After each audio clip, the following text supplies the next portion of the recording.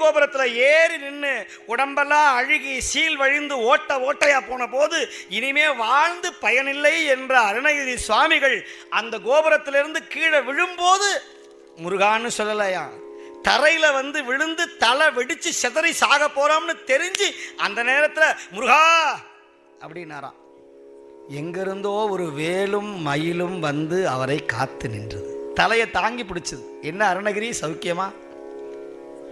நீ யாரு, உன்னை பார்த்ததே கிடையாது.